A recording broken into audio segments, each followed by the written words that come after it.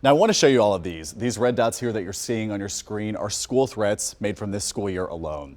So far, including today's threats, there have been at least 63 of them reported, according to our independent count.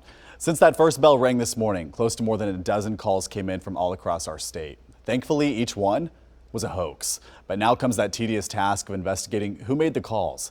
News Channel 5's Araceli Crescencio talked with one of the police departments that rushed into action as if those calls were real.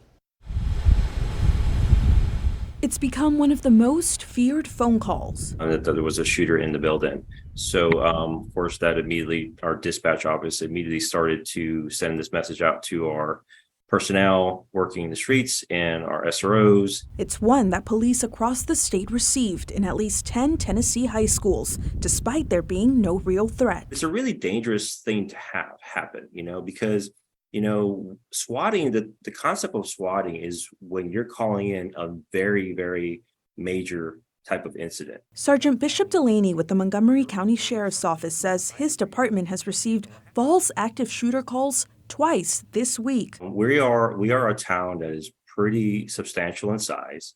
These schools, a school such as Rossview High School has 2,000 students there. And so you can imagine the panic that's created not only among the student body, but the families in the communities when they're hearing about these potential dangers. Delaney says the impact could have been much worse if they didn't have SROs present at the time and if they didn't have help from other local agencies. We've got, hundreds of police officers out there, but it's not only just the police officers. You got emergency services, you got fire services, and a myriad of other components with the school system. This is a mass disruption to day-to-day operations. In Middle Tennessee, Columbia Central High School and MLK Magnet were also impacted. Further out, schools in Chattanooga, Knox County, Jefferson County, and Bristol also received the hoax calls.